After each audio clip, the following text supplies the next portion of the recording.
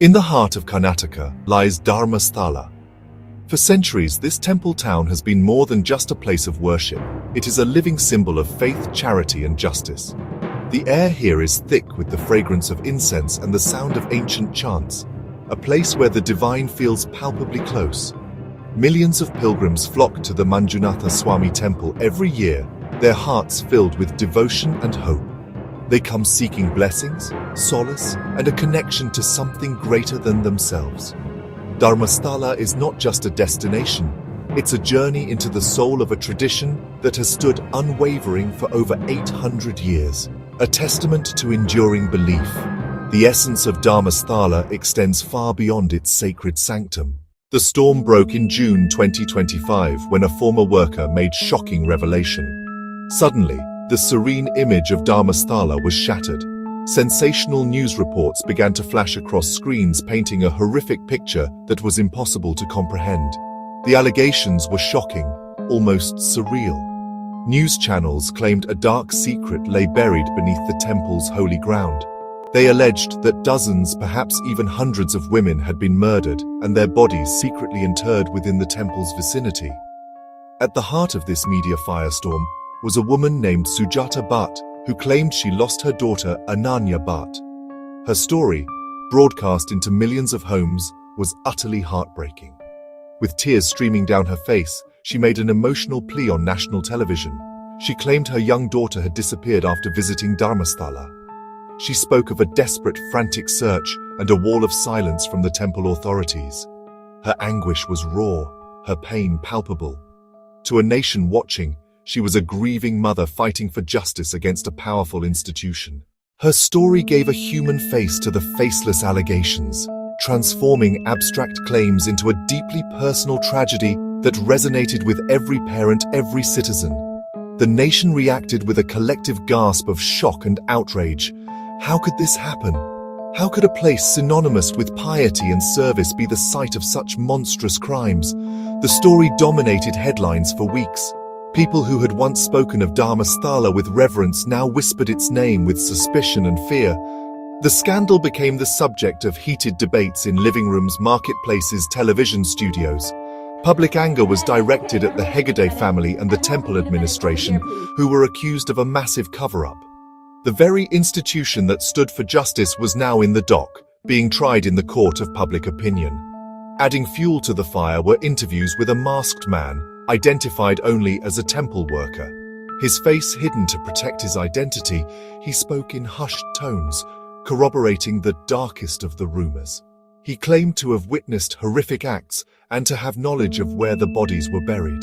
His testimony, broadcast repeatedly, seemed to be the smoking gun.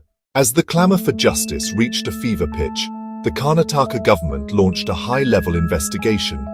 Police teams, forensic experts, investigators descended upon Dharmasthala, a place now shrouded in suspicion. The media followed their every move, broadcasting live from the temple grounds. The entire nation held its breath, expecting the unearthing of a mass grave. The temple authorities, led by Virendra Hegde, maintained their innocence, but their voices were drowned out by sensationalism. The first crack came with Sujata Bhatt.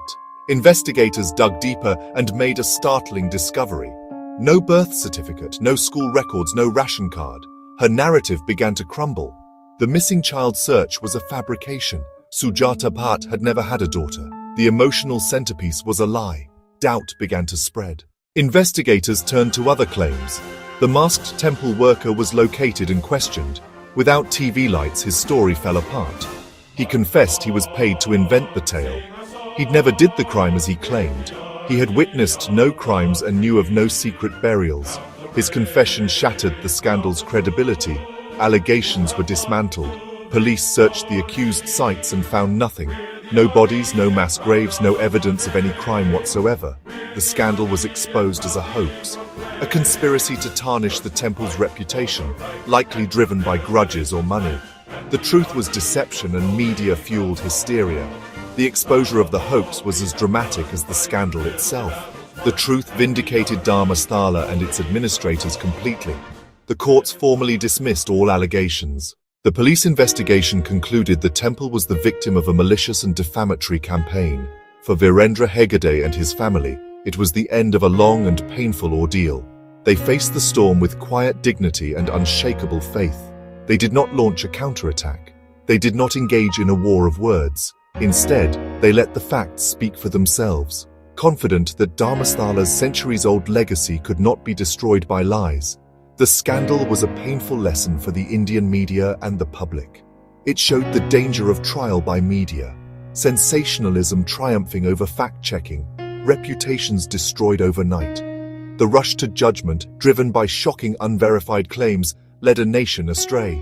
As the dust settled, collective introspection followed. How could so many have been so wrong? The episode became a case study in media ethics, a cautionary tale about the power to shape public opinion, and the consequences of getting it wrong. Dharmasthala didn't just survive, it thrived. The public renewed their faith with greater fervor. Pilgrim numbers increased, charitable activities expanded. The ordeal forged a stronger bond between temple and devotees. The scandal's fire seemed to purify the institution, burning slander away, leaving untarnished gold. The Nyaya Pitha continued to dispense justice. The Annapurna Choultry continued to feed thousands every day. Today, the scandal is a footnote in Dharmasthala's history. The temple stands as a symbol of resilience, proof that truth is invincible. Its reputation is now stronger than ever, built on centuries of faith, service, and the strength to withstand vicious attacks.